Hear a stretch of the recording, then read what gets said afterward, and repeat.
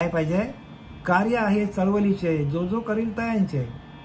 हे कार्य जे आहे संतांचं कार्य आहे, तो चळवळीचं कार्य आहे, पण जो जो करील तयांचे, जो करेल संतांचं दर्शन घेऊन संतांच्या आज्ञेमध्ये जो थांबेल त्यांच्यासाठी ही सगळी ग्रंथ निर्मिती आहे. संतांनी जे काय लिहिलं आहे ते साधकांसाठी लिहिलेलं आहे. कार्य आहे चळवळीचे, जो जो करील तयाचे, परंतु ते भगवंताचे, परंतु ते अधिष्ठान पाहिजे, भगवंताचे अधिष्ठान पाहिजे. आणि तो भगवंताचा अधिष्ठान आपल्याला आपले श्रीपाद बाबा, रामदास बाबा, पांडुरंग देवेकर बाबा यांनी आपल्याला लावून दिला आतमध्ये. आणि ते अधिष्ठान आपल्याकडे काय केलं? आपण हृदयामध्ये ते अधिष्ठान आहे, त्या हृदयामध्ये असलेल्या अधिष्ठानाचं आपण भजन करत गेलो. भगवंत कुठे आहे? हृदयस्थ भगवंत, हृदयस्थ नारायण. त्या हृदयस्थ असलेल्या भगवंताचं आपण भजन करत गेलो. हृदयामध्ये अधिष्ठान आहे. अधिष्ठान कुठे आहे? या हृदयरूपी भिंतीमध्ये, हृदयरूपी प्रदेशामध्ये ते अधिष्ठान आहे. आणि त्या अधिष्ठानाचं आपण सकाळी उठून ध्यान केलं. जेव्हा जेव्हा आपल्याला वेळ मिळेल तेव्हा तेव्हा त्या अधिष्ठानाचं भजन आपण करायला पाहिजे. सातत्याने आपलं लक्ष त्या अधिष्ठानाकडे पाहिजे. आणि तो अधिष्ठान कुठे आहे? आपल्याला संतांनी कुठे लावून दिला? तर आपल्या हृदयरूपी प्रदेशामध्ये त्याची स्थापना केली, हृदयामध्ये. कारण भगवंत कुठे आहे? हृदयस्थ नारायण. शास्त्राने सांगितले की नाही, वेद श्रुती काय सांगतात? वेदांनी लिहून ठेवलंय हृदयस्थ नारायण. भगवंत कुठे आहे? नारायण कुठे आहे? हृदयस्थ आहे. तया नारायणाला मनी, तया नारायणाला मनी अखंड आठवावे ध्यानी, मग ते लक्ष्मी तयापासून जाईलच कैसे. समर्थाने लिहिलंय तया नारायणाला मनी, म्हणजे आपल्या मनामध्ये, चित्तामध्ये, हृदयामध्ये त्याला आपण आठवायला पाहिजे. आपण हृदयामध्ये ध्यान केलं तर ते कुठे जातं? आपल्या चित्तामध्ये जातं. मनाकडे मन रामरूप होतो. पण ध्यान कुठे करायला पाहिजे? हृदयामध्ये. भगवंत कुठे आहे? हृदयामध्ये. तया नारायणाला मनी अखंड आठवावे ध्यानी. मग आपण त्याचं चिंतन जर मनामध्ये केलं तर तो सारखा आपल्या ध्यानामध्ये येतो. बघा, आपल्याला एखादी आवडती वस्तू मिळाली तर आपल्याला त्याच वस्तूचं ध्यान लागतं. ज्या ज्या ठिकाणी आपल्याला ज्या ज्या चांगल्या चांगल्या वस्तू प्रपंचातल्या आपल्याला आवडतात तिकडेच आपले पाय वळतात, कारण आवडले आपल्याला. एखाद्या हॉटेलमधलं आपलं चांगलं जेवण आवडलं तर माणूस त्याच हॉटेलमध्ये जेवायला जातो. तसं एखाद्याचं चांगलं निरूपण आवडलं तर मग ते आपल्याला आवडत जातो. ज्याला जशी आवड आहे तसं तसं त्याला मिळतो. तया नारायणाला मनी अखंड आठवावे ध्यानी. ध्यानामध्ये पाहिजे भगवंत, आपल्या ध्यानी पाहिजे. आसनी शयनी भोजनी, म्हणजे झोपताना, उठताना, बसताना, खाताना, पिताना, सर्व कार्य काम करताना भगवंताचं चिंतन आपल्याला जमलं पाहिजे. कारण तो कुठे आहे? भगवंत हृदयामध्ये आहे. तया नारायणाला मनी अखंड आठवावे ध्यानी, मग ते लक्ष्मी तयापासून जाईलच कैशी. जयाची लक्ष्मी तो नारायण बळकट धरावा. आपण काय करतो? लक्ष्मीचं ध्यान करतो, लक्ष्मीचं चिंतन करतो. पण लक्ष्मी कोणाची आहे? तर नारायणाची आहे. आणि त्या नारायणाला जर आपण हृदयामध्ये ध्यान केला तर लक्ष्मीला आपोआप यावं लागेल. लक्ष्मीला, नारायणाच्या मागे लक्ष्मी असतो.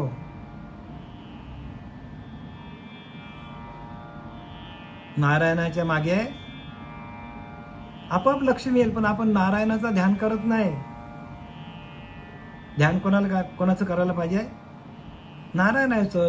तया नारायणाला मनी अखंड आठवावे ध्यानी, मग ते लक्ष्मी तयापासून जाईलच कैशी. दयाची लक्ष्मी तो नारायण बळकट धरावा. नारायण म्हणजे तो नाम आहे हृदयामध्ये. तैसा हृदयामध्ये रामू असता सर्व सुखाचा आरामू. सर्व सुख तिथे आहे. तुकाराम महाराज म्हणतात की नाही, सर्व सुख ल्यालो सर्व अलंकार, आनंदे निर्भर डुलत असे. आनंदाने मी त्या भगवंताचं भजन करतो. सर्व सुख ल्यालो, सर्व सुख आम्हाला, सुखाचे अलंकार घातले, सर्व अलंकार. सुखाचे अलंकार तुकोबारायण धारण केले, तसं आपल्याला सुखाचे अलंकार, समाधानाचे अलंकार, आनंदाचे अलंकार आपल्याला धारण करायचे असतील आपल्या, तर आपल्याला भगवंताचं ध्यान हृदयामध्ये करावं लागेल. हृदयस्तु नारायण. प्रत्येकाने हृदयामध्ये ध्यान करा. आज आपल्याला या ठिकाणी एकनाथी भागवत अध्याय 22 आणि त्यातला श्लोक क्रमांक आहे 47 आणि ओवी क्रमांक आहे 558. सुरुवात करूया आपण. स्फटिक काजळी दिशे काळा, परंतु काळेपणा वेगळा, तेवी तमोगुणे जीव मेळा, दिसोनी मिराला तमेसी. स्फटिक काजळी दिसे काळा. स्फटिक असतं माहिती तुम्हाला, पारदर्शक असतो स्फटिक. आणि तो स्फटिक काय करावं, दृष्टांत दिला. दृष्टांत कशावर आहे, तर आपल्या गुणांवर आहे. आपले रजोगुण, तमोगुण, सत्वगुण हे आपल्याला काय करतात, हेच रजोगुण, तमोगुण, सत्वगुण आहेत ना, तेच आपल्याला काय करतात, तर तेच आपल्याला या भगवंताच्या भक्तीपासून बाजूला करतात. आपल्याला त्रास देणारे आपले गुणच आहेत. म्हणून ज्ञानोबा सांगतात, तू गुणत्रय त्या अभेरी, मी माझ्या आशेनं करी, एक आत्मसुख अंतरी विसंबोधनी. ज्ञानोबा सांगतात आपल्याला, तू गुणत्रय त्या अभेरी, तू गुण टाकून दे, मी माझ्या ऐसेनं करी. बघा, माझी बायको, माझा धन, माझी इस्टेट, असं काही करू नको तू. का, ते गुण आहेत. माणसाला त्रास देणारे गुण आपल्या पिंडामध्ये आहेत प्रत्येकाच्या. आणि ते गुणच काय करतात आपल्याला, गुण जसे जसे वाढतील तसं तसं आपल्याला त्रास होणार आहे. म्हणून रज, तम, सत्व आहे ज्याच्या अंगी, याच गुणे जगे वाया गेला. या गुणांमध्येच माणूस वाया जातो. आपण परमात्मा कसा आहे, तर निर्गुण आहे. माया कशी आहे, मायेकडे गुण आहेत. मग मायेचा निरसन केला तर आपण निर्गुण तत्वाकडे जातो. फार खोल जाऊन विचार करा बरं का, वरच्यावरती विचार करू नका. आम्ही जे काय बोलतो ते, आपले गुण आपल्याला त्रास देतात. आपलेच अवगुण, आपणाशी वाटत ती गुण आपले अवगुण आहेत, पण आपल्याला गुण वाटतात. आपलेच अवगुण आपणाशी वाटत ते गुण. एखादा माणूस एखादा वाईट काम केला तर छाती ठोकपणे सांगतो तो, मी असं असंच केलं, चोरी केली, खंबा खाली केला, वगैरे वगैरे, जे काय मारामारी केली. म्हणजे हे काय, हे गुण आहेत का अवगुण आहेत? पण नाही ना, जगामध्ये अवगुणांना लोक जास्त प्राधान्य देतात. इथं तर सांगतात अवगुण जाऊ द्या, पण गुण पण गेले पाहिजे. तू गुणत्रयाचे हवेरे, रजोगुण, तमोगुण, सत्वगुण, तिन्ही गुण बाद व्हायला पाहिजे. मी माझ्या आयुष्याने करी. या गुणांनी काय होतं, मीपणा येतो, अहंकार येतो. एक आत्मसुखांतर विसंबोधनी. अरे तुझ्या आतमध्ये आत्मसुख आहे, त्या आत्मसुखाला हे गुण आडवे येतात. आत्मसुख अंतरी, आतमध्ये आत्मसुख आहे. त्या आत्मसुखावर काय आलेले आहे, तर हे तिन्ही गुण माणसाला काय करतात, आत्मसुखापासून वंचित करतात. आत्मसुख हाच तुमचा सुख आहे. जगामध्ये जे जे तुम्हाला मिळेल ते क्षणिक आहे. कोणाकडे पैसा आला, गाडी आली, बंगला आला, इस्टेट आली, फिरायला गेली लांबपर्यंत, विमानाने प्रवास केला, एक क्षणिक सुख आहे. पण जे परमनंट सुख आहे, जे आधी अनंत काळापासून टिकणारे सुख आहे, ते काय आहे, आत्मसुख आहे. म्हणून आत्मसुखाच्या गोड्या विटी जो का सकळ विषया. आत्मसुख मिळालंय की माणसाला सगळ्या विषयांचा वीट येतो. का, तर सुख केवढं आहे आतमध्ये. आतमध्ये जेवढा सुख आहे तेवढं बाहेर सुख नाही आहे. जे जे दिसतं आपल्याला डोळ्यांनी ते सगळं नाशिवंत आहे. म्हणजे दिसत नाही ते काय आहे, तर ते परब्रह्म सुख आहे. आणि त्या परब्रह्मा सुखाकडं, परब्रह्माच्या त्या सुखाकडं, त्या शांतीकडं कोणीच वळत नाही. जे काय दिसतं तिकडे माणूस धावतो. आणि हे सगळं कसं आहे, मृगजळासारखं आहे. जे काय बाहेर दिसतं ते मृगजळ आहे. जे आपल्याला बाहेर दिसतं ते सगळं मृगजळ, भासमान आहे. ते एक ना एक दिवस जाणार आहे. म्हणजे शाश्वत आहे ते काय, तर ते सच्चिदानंद स्वरूप आपणच आहोत. आणि त्याची ओळख कोणी करून देत नाही. आणि त्या सुखाकडे कोणी वळत नाही का, तर तसा दाखवणारा गुरु मिळत नाही. गुरु दाविल्या वाटा, त्या ती वाट दाखवणारा गुरु मिळाला पाहिजे. आत्मसुखाची गोडी, शांततेची गोडी, शांती हेच परब्रह्म आहे. म्हणून नाथ बाबांना काय पदवी दिली, शांती ब्रह्मनाथ महाराज. आणि ती शांती आपल्याकडे यायला पाहिजे. आणि ही शांती कशात नेतो, जोपर्यंत आपल्याकडे गुण येत नाही, गुण जात नाही आपले, रज तम सत्व गुण ज्याच्या आहे अंगी, याच गुणी जगी वाया गेला. ह्या गुणातून माणूस वाया जातो. आणि आपण काय व्हायला पाहिजे आपल्याकडे, तर निर्गुण. आपल्याकडे कुठलेच गुण नाही पाहिजे. गुण कोणाकडे, शरीराकडे. निर्गुण कोण आहे, परमात्मा आहे.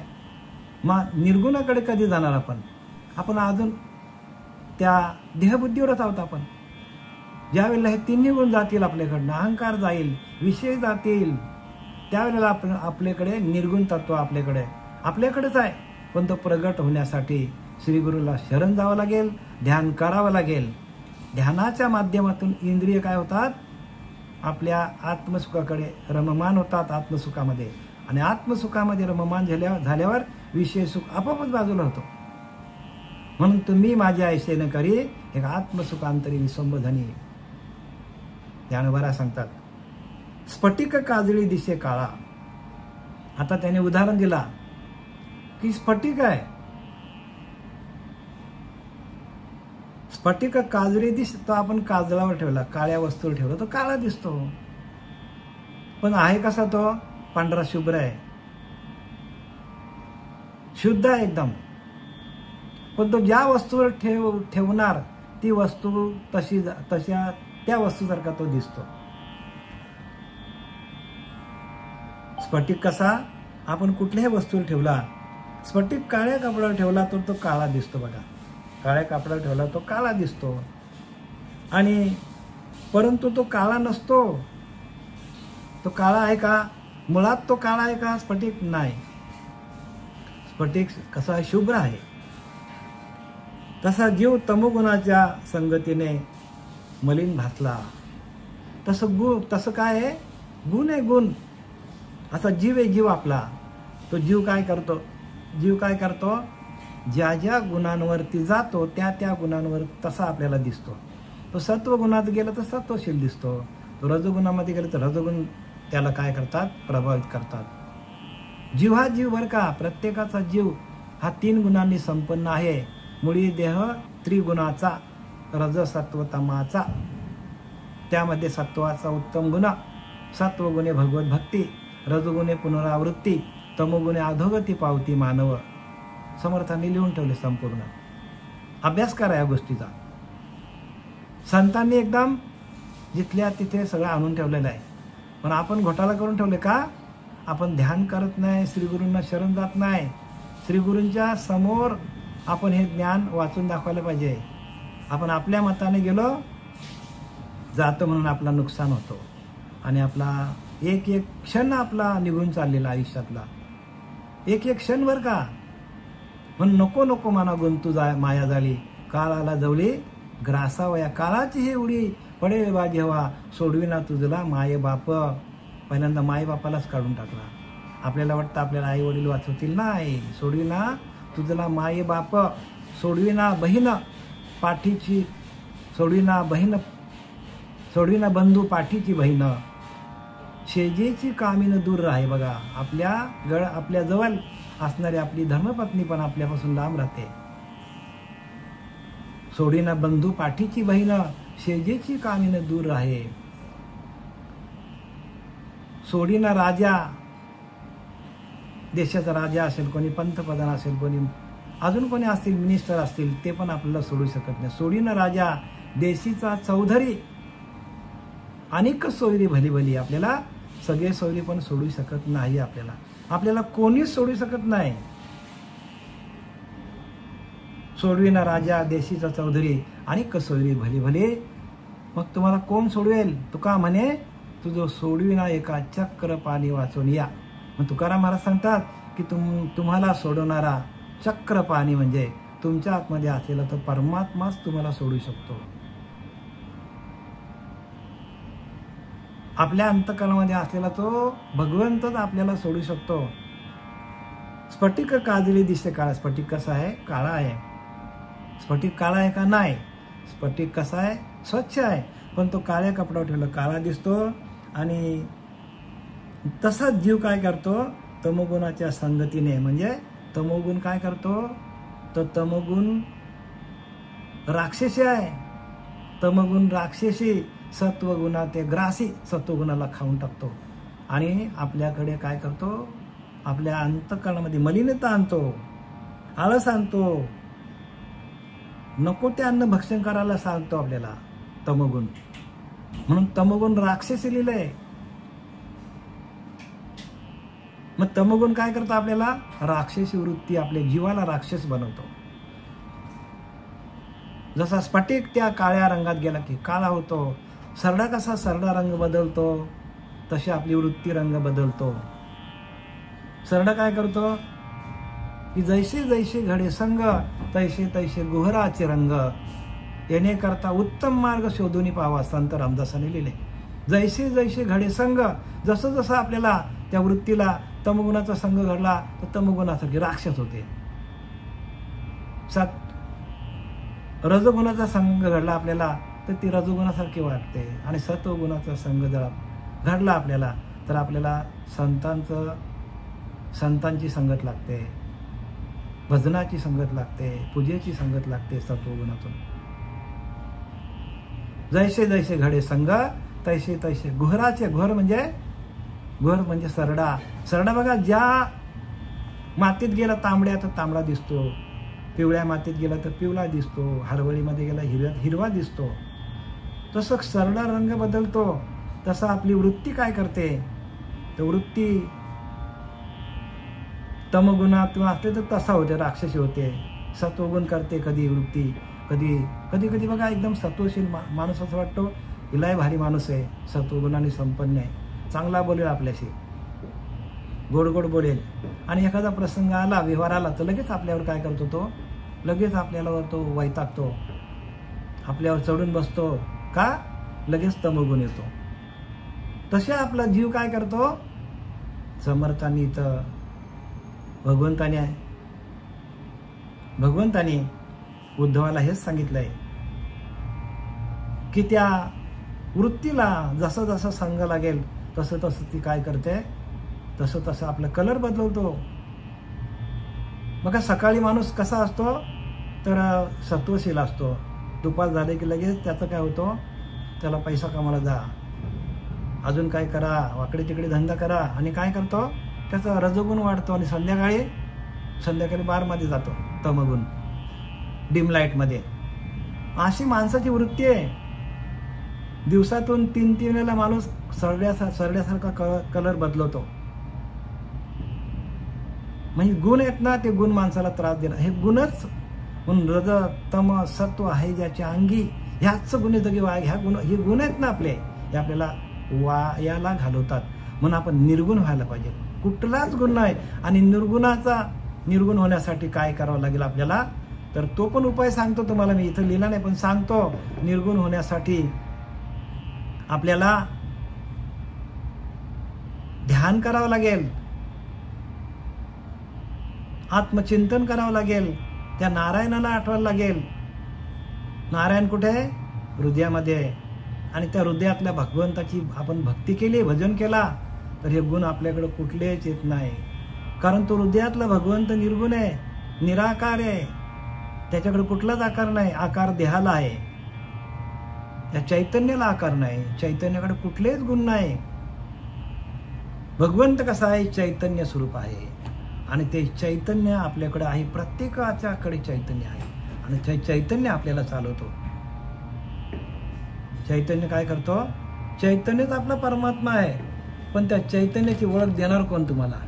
चैतन्याची ओळख देण्यासाठी आपल्याला श्री गुरुला शरण जावं लागेल. आणि श्री गुरु जोपर्यंत तसे भेटत नाही देवाची ओळख करून देणारा, तोपर्यंत आपल्याला स्फटिक आरक्ती आरक्त किळा दिसोनी आरक्त वेगळा, तेवी रजोगुणी राजसलीला भोगुनी वेगळा जीवात्मा. तांबड्या रंगाचा स्फटिक ठेवला तर तो स्फटिक तांबडा दिसतो. ज्या ज्या रंगावर आपण ठेवणार तसा आपला तो स्फटिकाचा कलर चेंज होतो. तर केसांवर ठेवला तर असं वाटतं की दुभंगलेला आहे. तांबड्या रंगामध्ये ठेवला तांबडा रंग दिसतो. स्फटिकाला स्वतःच काय आहे, स्वतःच रंग नाही स्फटिकाला, पण तो ज्या ज्या रंगामध्ये जाईल त्या तो रंग तो धारण करतो. तसा आपल्याकडे कोणतेच गुण नाही, आपण निर्गुणच आहोत. पण आपण या देहाच्या संगतीमध्ये आल्यामुळे देह आपल्याला काय आहे, हे देह आपल्याला देह उपाधी आहे. त्या परब्रह्म तत्वावर आलेली ही देह नावाची उपाधी आहे. आणि या उपाधीमुळे आपल्याला गुण धारण करावे लागतात. उपाधीमुळे काळ आपल्याला दिसतो. उपाधी गेली की काळच नाही हो. भगवंताला काळ वेळ ना भगवंती नाही हो. काळ वेळ नाही, काळ नाही, वेळ नाही. आपल्यालाच देह धारण केल्यामुळे आपल्याला काळ आहे. कोणी 100 वर्षे, कोणी 50 वर्षे जगतो. स्फटिक आरक्त किळा म्हणजे स्फटिक तांबड्या रंगाचा जर रंगावर ठेवला तर तो तांबडा दिसतो. पण तो तसा तांबडा नसतो. तांबडा आहे का तो? नाही, अजिबात नाही. तसा जीव रजोगुणी वातावरणात आला तर तो रजोगुणी दिसतो. जीवामुळं आपण काय, जीवाला काय लागलेलं आहे, हे जीवाला चिटकलेले आहेत हे गुण. आणि ते गुण घेऊनच आपण आलोय. भगवंत तर निर्गुण आहे. पण हा जीव काय करतो, मी काल सांगितलं की या देहरूपी झाडावरती 2 पक्षी बसलेले आहेत, एक जीव आणि एक शिव. कालचा विषय तोच होता आपला, एक जीव आणि शिव. जीव काय करतो, विषयरूपी फळ भोगतो. आणि शिव काय आहे, वरच्या फांदीवर बसलाय. आणि तो हा जीव काय करतो ना, त्याची टिप्पणी करत बसलाय. कारण तो शिव वाट बघतो, ह्या जीवाला या मोहातून जर निघायचं असेल तर मला येऊन कधी भेटतो. ज्ञानोबारांनी सांगितलं की नाही की सर्व धर्म परित्याजम मामेकम शरणम व्रज अहम त्वा सर्व पापेभ्यो मोक्षयिष्यामि मा शुचः. सर्व अधर्म काय बघू नको, मला शरण आहे. तो जीव वाट बघतो शरण येण्यासाठी. सर्व धर्म परित्याजम मामेकम शरणम व्रज. मला एकट्यालाच, माम एकम, मला एकट्याला शरण आहे. मी एकच आहे. अहम त्वा सर्व पापेभ्यो मोक्षयिष्यामि मा शुचः. मी सर्व तुझ्या पापाचा नाश करेन. मोक्षयिष्यामि मा शुचः. फक्त मला शरण आहे. पण हा जीव काय करतो, ही फळं भोगत बसल्यात, विषयांची फळं आहेत. अहंकार सगळ्यात मोठा आहे माणसाकडे. आणि हे गुण ते एवढे माणसाला नाचवतात, लक्षात येत नाही माणसाचे आपण काय करतो. आपण काय करतो हे काहीच कळत नाही जीवाला. कारण जीव अज्ञान आहे म्हणून आपण जीव आहोत. आपल्याकडे कुठेतरी कर्म चुकले, आपले अज्ञान वाढलंय म्हणून आपण या देहाला आलोय, मनुष्य देहाला. नाही तर आपण प्रत्यक्ष परब्रह्मच आहोत. प्रत्येक माणूस हा ब्रह्मच आहे. पण त्या ब्रह्माला तो हुकलाय, चुकलाय, विसरलाय. आणि तो विषयरूपी फळ भक्षित बसलाय. एका झाडावर 2 पक्षी आहे. खालचा पक्षी आहे तो जीव, तो काय करतो, विषयांची फळ भोगत बसला. आणि शिव काय करतो, शिव साक्षी आहे. जीवाने कितीही फळं भोगली तरी ती त्या शिवाच्या नजरेतून जात नाही कुठे. कारण तो साक्षी आहे. तिथे प्रत्यक्ष साक्षी आहे आपल्याकडे. तो वाट बघतो की माझ्याकडे कधी येतो. पण जीवाने तसा पण घेऊन फायदा नाही बरं का. जीवाने शरण जायला पाहिजे. शरण कोणाला जायला पाहिजे, तर एका सद्गुरू वाचुनी सापडे ना सोय, म्हणून धरावे पाय आधी आधी. सद्गुरूंचं पाय धरा, आपली ओळख घ्या, आपण कोण हा याची ओळख घ्या. एकदा आपण कोण हे कळलं तर आपल्याला परमात्म्याची ओळख. आपण कोण हेच आपल्याला माहित नाही. आपण कशासाठी आलो, काय करतो, जाणार कुठे, काही चिंता नाही आपल्याला. खा प्या मस्त झोपा, असा प्रत्येकाचा परमार्थ चाललेला आहे. ऐकायचं, घरी यायचं, झोपायचं, त्याच्यावर विचार अजिबात करायचा नाही. विचार विनिमय करा ना. एखादी वस्तू आपल्याला घ्यायची झाली तर आपण त्याच्यावर 2-2, 4-4 दिवस विचार करतो. कुठल्या दुकानात जायचं, कशी घ्यायची, टिकाव आहे का, टाकाव आहे का, किती टिकेल, तिला वॉरंटी आहे का, गॅरंटी, सगळा विचार करतो आपण. आणि परमार्थामध्ये आपण विचार करत नाही. जो मिळाला तो घेतो आणि निघतो. त्याला वाटतं हे खरंच आहे. परमार्थ नाही बरं का. असा परमार्थ खरं नाही काय. परमार्थ कधी खरं होईल, जर तुम्हाला ध्यानाला बसवणारा गुरु मिळाला, जीव शिवाचं ऐक्य करून दिलं, आत्मसाक्षात्कार झाला. जोपर्यंत आत्मसाक्षात्कार नाही तोपर्यंत केलेले सगळं कार्य फुकट जाणार आहे. आपल्याच आत्मस्वरूपाची आपल्याला ओळख करून देणारा गुरु जोपर्यंत आयुष्यात येत नाही तोपर्यंत अनेक देवांची पूजा जरी केली, आपण 33 कोटी देवांची जरी पूजा केली, तरी आपल्याला अधोगतीला गेल्याशिवाय पर्याय नाही. अधोगती टाळता येणार नाही. जीवाचा ना शिवाचा ऐक्य होत नाही. एकदा जीव शिवाचा ऐक्य झाला की हे 3 गुण बाद होतात. रजोगुण, तमोगुण, सत्व. सगळा आपला गणित सगळं आतमध्ये आहे आणि आपण सोडवतो बाहेर. गणिताचं सूत्र कुठे आहे? नाथ बाबा बघा, नाथ बाबा रात्रभर काय केले, गणित सोडत बसले. 2 वाजले, 3 वाजले, 4 वाजले, 5 वाजले आणि 5 वाजताना त्यांना गणित सुटला. कधी? हातचा पकडला नव्हता त्यांनी. नाथ बाबांनी हातचा पकडला नाही, गणित चुकले. 5 वाजताना हातचा सापडला, गणित सुटला, कोड सुटला. आज फिटले माझे कोडे.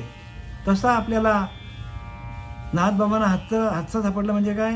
हातचा अंतरीचा अंतरात्मा हाच आपला देव आहे हे जेव्हा त्यांना कळलं तेव्हा त्यांचे सगळे गणित सुटले. तसं आपल्याला कळत नाही, आपले गणित सगळी चुकणार आहे. आयुष्याची सगळी गणित चुकून जाणार आहे आणि आपल्याला अधोगतीला जावं लागणार आहे. हातचा आपला धरत नाही आपण. आपला हातचा अंतरीचा अंतरात्मा, त्याच्याशी त्याचं भजन कसं करायचं, त्याच्याशी एकरूप कसं व्हायचं, तोच आपल्याला आहे. तोच आपल्याला घेऊन आलाय, तोच आपल्याला चालवतो आणि तोच आपल्याला इथून घेऊन जाणार आहे. आधी अंती ब्रह्म निर्गुण, तेच शाश्वताची खुण. आधी पण तोच आहे, अंती पण तोच आहे, तोच शाश्वत आहे. येर पंचभूतिक सगुण संपूर्ण नाशिवंत. हे 5 भूतांचा देह हा नाशिवंत आहे, जाणार आहे. नाशिवंत देह जाणार सकळ आयुष्य खातो काल. सावधान हो, प्रत्येकाने सावध व्हा. सावध हो बाप्पा, काल लागलाय मापा. एक एक पल आपण त्या मृत्यूकडे चाललेला आहे. आपल्याला गणित सुटत नाही. आपले गुण आपल्याला त्रास देतात. म्हणून तू गुणत्रय त्या आवेरी मी माझ्या आयशेने करी. एक आत्मसुखांतरी विसंबोधनी ज्ञानोबा सांगतात, स्पष्टपणे सांगतात आपल्याला. पण आपल्याला ते ज्ञानेश्वरीने आपण हात लावलाय का कधी? ज्ञानाची ईश्वरी आहे, सगळ्या जगाची माऊली ठरली. आणि त्या माऊलीला आपण जोपर्यंत माऊली आपल्याला, आपण माऊलीच्या कुशीत बसत नाही, आपण माऊलीच्या मांडीवर बसत नाही, तोपर्यंत आपल्याला ज्ञान होणार नाही. माऊली ज्ञानेश्वरी कंपल्सरी वाचा.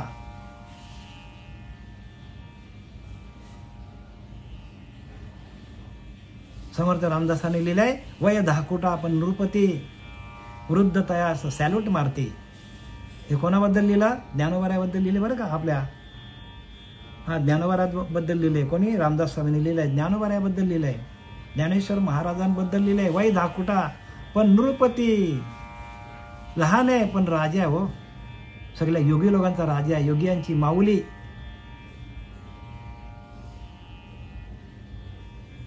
वृद्ध तयास सॅल्यूट मारते, नमस्कार करते. विचित्र विवेकाची गती कळली पाहिजे. विवेक आहे त्यांच्याकडं, वैराग्य आहे, ज्ञान आहे आणि सर्व गुणांनी संपन्न असा राजयोग त्यांच्याकडे आहे. राजगुह्य, राजविद्या, राजगुह्य योग त्यांनी लिहिले, त्याच्यामध्ये सगळं आहे. स्फटिक श्वेत वर्णी दिसे श्वेत परितो श्वेतपणा लिप्त तेवी सत्वी दिसे ज्ञानवंत गुण ज्ञानातीत जीवात्मा. पांढऱ्या रंगाच्या कापडावर स्फटिक ठेवला तर तो पांढरा दिसतो. बघा काय लिहिलंय, स्फटिक जर पांढऱ्या रंगाच्या कपड्यावर ठेवला तर पांढरा दिसतो, पण खरे पाहता स्फटिक पारदर्शक असतो. स्फटिक पारदर्शक आहे. तसाच सत्वगुणाने ज्ञानवान दिसणारा देहधारी जीव सत्वगुणी वाटतो. तसाच सत्वगुणाने ज्ञानवान दिसणारा देहधारी जीव सत्वगुणी वाटतो. सत्वगुणाने संपन्न असलेला माणूस सत्वगुणी दिसतो. पांढऱ्या कपड्यावर ठेवला तर पांढरा दिसतो. काळा, तांबडा आणि पांढरा. पांढरा काय आहे? सत्वगुण आहे. तांबडा काय आहे? तर तांबडा डेंजर, आणि काळा राक्षसी तमगुण आहे. म्हणजे तिन्ही गुण दाखवल्यात. काळा म्हणजे तमगुण, तांबडा म्हणजे रजोगुण, आणि सफेद म्हणजे सत्वगुण. या तिन्ही गुणांनी माणसाचं कसा, माणसाची वृत्ती 3 गुणांनी संपन्न आहे. मग वृत्ती व्हावं या निवृत्ती सद्गुरू पाहिजे. हे तिन्ही गुण जाण्यासाठी सद्गुरू पाहिजे. वृत्ती व्हावं या निवृत्ती सद्गुरू पाहिजे. या वृत्तीजन्य ज्ञानातून आपल्याला निवृत्त व्हायचं असेल तर सद्गुरूंनी दिलेली आपल्याला जे काही नाम दिलेलं आहे त्या नामाशी एकरूप होऊन त्या आपल्याला वृत्तीचा लय करता यायला पाहिजे. आणि म्हणून आपल्याला गुरु कसा पाहिजे? गुरु कसा पाहिजे? समर्थ रामदासांनी लिहिले, वृत्ती शून्य योगेश्वर त्याचाच पाहावा विचार. ज्याची वृत्ती शून्य झालेली आहे तोच योगांचा ईश्वर आहे. योगाच्या माध्यमातून म्हणजे जीवाशिवाचा ऐक्य करून ज्याची वृत्ती शून्य झालेली आहे, वृत्तीच राहिली ना त्याच्याकडे, निवृत्त झाले, तो सगळ्या गुणांपासून जो निवृत्त झालेला आहे, असे या गुरुला शरण जा. वृत्ती शून्य योगेश्वर त्याचाच पाहावा विचार. त्याचाच विचार घ्या, त्याचीच साधना घ्या, त्याचंच शिष्य बना ज्याची वृत्ती शून्य झालेली आहे. वृत्तीचा अभ्यास कोणी देत नाही ना, चित्ताचा अभ्यास द्यायला पाहिजे. चित्तामध्ये चित्ती प्रगटे चैतन्य घन, चित्तामध्ये चैतन्य नावाचा ईश्वर राहतो. ज्ञानदेव चित्ती हरिपाठ नेमा मागील या जन्मा मुक्त झाला. सगळ्या जन्मापासून मुक्त आपण, पण चित्तामध्ये आपल्याला त्या भगवंताचं भजन, त्या हरिनामाचं भजन आपल्या चित्तामध्ये यायला पाहिजे. आपण माळ घेतली, 10 मिनिटं 5 मिनिटं ठेवून दिली, संपला विषय, संपला. तिथे नाम येतच नाही आपल्याकडं.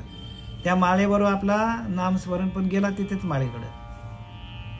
म्हणून आपल्याला जे सच्चिदानंद ब्रह्मलीन सच्चिदानंद सद्गुरू श्रीपाद बाबा, ब्रह्मलीन सच्चिदानंद सद्गुरू रामदास बाबा, ब्रह्मलीन सच्चिदानंद सद्गुरू पांडुरंग दिवेकर बाबा,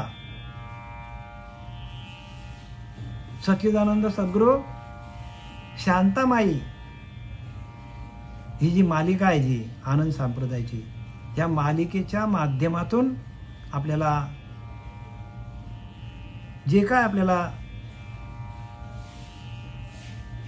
नामाचा जप कसा करायचा ती एक प्रक्रिया आहे, ती एक रीत आहे. नाम जपण्याची एक रीत आहे, ती रीत आपल्याला सापडली पाहिजे. जसं आपल्याला गणित, जर आपल्या गणित कसा सोडवायचा त्याची रीत आपल्याला मिळाली तर आपल्याला 100च्या 100 मार्क मिळतात. आणि ती रीत माहीत नसेल तर मार्क मिळतील का आपल्याला? तसं परमात्म्याचं चिंतन करण्याची एक रीत आहे. कसं पण करून जमत नाही बरं का, कसं पण भगवंताचं नामस्मरण करून जमत नाही. कारण आपल्या पिंडामध्ये ते विषय आहेत.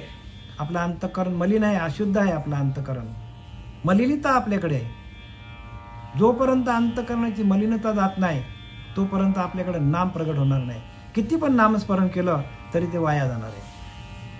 कितीही करा बरं का, कितीही माला जपल्या तुम्ही तरी अंतःकरण शुद्ध होणार नाही. त्याला एक सूत्र आहे, आणि ते सूत्र श्रीपाद बाबांकडे होतं, रामदास बाबांकडे होतं. सूत्रबद्ध असलं पाहिजे. जीवन आपलं सूत्रबद्ध आहे. हरिपाठ एक नामसूत्र ग्रंथ आहे. त्या हरिपाठामध्ये सगळं, पण ते हरिपाठ कोणी हातात घेतच नाही. घेतलं तरी त्याचं काय करतात, मृदंगावर ते जोर जोरात बोलतात. आणि त्याचा अर्थ काय ते बघा ना. प्रत्येक ओळीचा चिंतन आपल्याला जमलं पाहिजे. चिंतन करता करता आपली चिंता निघून जातो आणि भगवंताचं चिंतन सुरू होतो. चिंता आपली निघून जातो आणि चिंतनातून भगवंताची प्राप्ती आहे. आणि ते चिंतन कसं व्हायला पाहिजे, सातत्याने निरंतर व्हायला पाहिजे. निरंतर म्हणजे एक क्षण पण आपला उगा जाता कामा नये. रिकामा अर्ध घडी लिहिले की नाही समर्थांनी. अरे जी घडी राम नामा विन गेली, जनी आपुली ते तुवा हानी केली. आपली हानी आपणच करतो. एक पल जरी नामाशिवाय गेला तर तो आपला जमा होतो कशामध्ये, तर पापात जमा होतो. आणि जो आपला वेळ हरिनामामध्ये जाईल तो पुण्यामध्ये जमा होतो. मग आता आपण किती वेळ ध्यान केला ते बघा ना. आपला किती वेळ गेला, फुकट गेला, आपणच विचार करा ना. दुसऱ्यांना कशाला आपण, आपला ज्याच्या त्याने कराव्या बलकट बुद्धी. आपणच आपली बुद्धी बलकट करा. ज्याच्या त्याने सोडवाव्या गाठी. आणि गाठी सोडवायच्या असतील तर या प्रत्येक शब्दामध्ये ती गाठ हे बसलेली आहे. पण ती गाठ कधी सुटेल, प्रत्येक शब्दामध्ये, प्रत्येक ओळीमध्ये, नातांच्या प्रत्येक ओळीमध्ये, प्रत्येक शब्दामध्ये गाठ आहे. पण ती गाठ सोडवण्याचं सूत्र कोणाकडे आहे, तर श्रीगुरूंकडे आहे. गाठ सोडवण्याचं सूत्र कोणाकडे आहे, ती कला कुसरी आहे. कला आहे ती गाठ सोडवण्याची. ती कला आपल्याकडं कधी येते, तर आपल्याला तसा श्रीगुरु भेटला, ध्यानाला बसलो आपण, ध्यानातून आपल्या सगळ्या आतल्या शक्ती सगळ्या जागृत झाल्या. आपल्या आतमध्ये आपल्या काय आहेत, शक्ती आहेत. आणि त्या शक्ती आपल्या जागृत झाल्या. सगळ्या ग्रंथांचा एकच अर्थ आहे की तुम्ही तुमच्या सुप्त असलेल्या शक्ती जाग्या करा. जर सुप्त शक्ती जागृत झाल्या आणि ती कुंडलिनी वरच्या दिशेला तिने धाव घेतली, कुंडलिनी ब्रह्मरंध्राकडे, मूळाधारपासून ब्रह्मरंध्राकडे, तर तुमच्या सगळ्या शक्ती, सुसुप्त असलेल्या सगळ्या शक्ती जागृत होतात आणि तुम्हाला सगळ्या ग्रंथांचा अर्थ कळतो. सगळा कुठलाही ग्रंथ घ्या. अगदी तुम्ही ज्ञानोबरांनी लिहिले की नाही अनुभव अमृत, तो पण तुम्हाला भगवंताला ज्ञानोबराला आलेले अनुभव पण तुम्हाला येतील.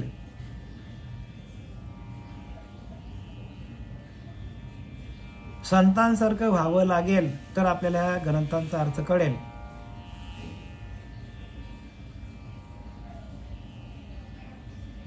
आणि म्हणून तेची संत ज्यांचा हेत विठ्ठली.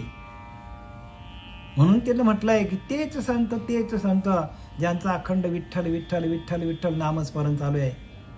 ज्या नामाचा आपल्याला गजर करायला लावतात, ज्ञानाचा नाही बरं का, ज्ञान नकोय. नामातून ज्ञान प्रगट होतो. आणि नामाच्या व्यतिरिक्त जे करशील आणि काही नामा परते तत्व नाही. जे करशील ते फुकट जाईल. नाम जर तुमच्या अंतकरणामध्ये प्रगट झाला तर ते सगळं तुम्हाला देऊन जातो. वैराग्य देतो, ज्ञान देतो, विवेक देतो, सगळ्या प्रकारच्या गोष्टी निर्गुण बनवतो. निराकाराची उपासना करायला लावतो तुम्हाला. मग आकार तुमच्याकडे राहतच नाही. सगळ्या गोष्टी नामामध्ये काय आहे, सुप्त झोपलेल्या आहेत. पण ते सुप्त अवस्था आपल्याला जागृत करायची असेल, आपल्या सर्व इंद्रियांच्या वृत्ती घेऊन आपल्या हाती बुद्धी आत्मया मिळे एकांती प्रिया जैशी. एकांतामध्ये जावं लागेल. सर्व इंद्रियांच्या वृत्ती घेऊन आपल्या हाती बुद्धी आत्मया मिळे एकांती प्रिया जैशी. जसा प्रियकर त्या प्रियशी बरोबर एकांतामध्ये जातो आणि आपलं भोग घेतो, तसा आपल्याला काय करावं लागेल, एकांतामध्ये जावं लागेल.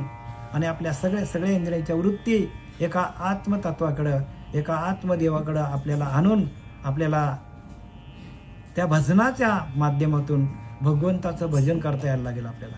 सर्व इंद्रियांच्या वृत्ती घेऊन आपल्या हाती. बुद्धी आत्मया मिले एकांती. बुद्धी काय करतो? एकांतामध्ये त्या आत्मदेवाला भेटतो. आणि जोपर्यंत अशी अवस्था आपल्याकडे होत नाही तोपर्यंत आपल्याला ही कशात नव्हतो? तर हरिनामातून होतो. आणि ते हरिनाम कसा आहे?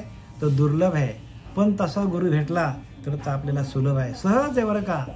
सहज बोलता विवेक प्रगटे. सहज बोलला तरी तुमच्याकडे विवेक प्रगट होईल. पण कधी होईल? जर तुम्हाला त्या नामाचा अनुभव आला, तुम्हाला साक्षात्कार झाला, आत्मसाक्षात्कार झाला. आत्मसाक्षात्कारातूनच आपल्याला ह्या सगळ्या गोष्टींची प्राप्ती आहे. स्वतःला प्रकाशित करा. स्वयंसिद्ध आपण स्वयंसिद्ध बना. नामा म्हणे स्वयंसिद्ध नाम. गुरुविन वर्म हाता नये. गुरुकडे वर्म आहे, पण आपण स्वयंसिद्धच आहोत. पण आपण बद्ध का झालो? तर आपण विषयांच्या मागे लागलो, आपण प्रपंचाच्या संसाराच्या मागे लागलो.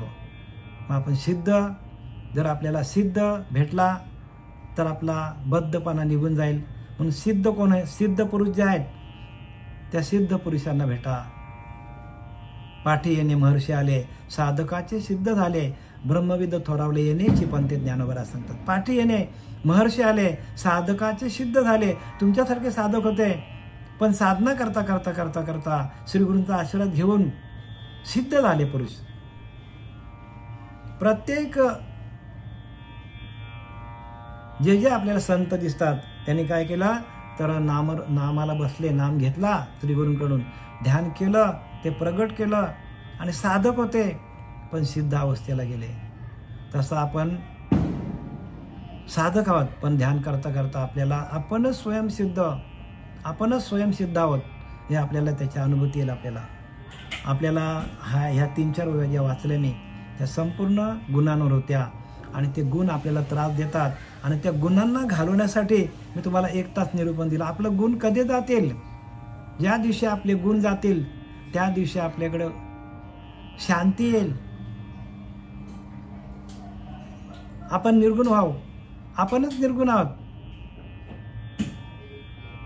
परब्रह्म ते सकळान परते, तयास पाहता आपणच ते. परंतु हे कळे अनुभव मते सद्गुरू केले. अनुभव येईल तुम्हाला. तुमच्यातले गुण गेले की तुम्हीच निर्गुण आहात. झालेली सेवा आपले सच्चिदानंद सद्गुरुपाद बाबा, पांडुरंग देवकर बाबा, रामदास बाबा, नारायण बाबा, नाना बाबा यांच्या चरणी समर्पित करीत आहोत. पुंडलिकावरती हरी विठ्ठल श्री ज्ञानदेव तुकाराम पंढरीनाथ भगवान की जय. माऊली ज्ञानेश्वर महाराज की जय. जगद्गुरु जगद्वंद्य तुकाराम महाराज, शांती ब्रह्म एकनाथ महाराज की जय. अवधूत चिंतन श्री गुरुदेव दत्त. अवधूत चिंतन श्री गुरुदेव.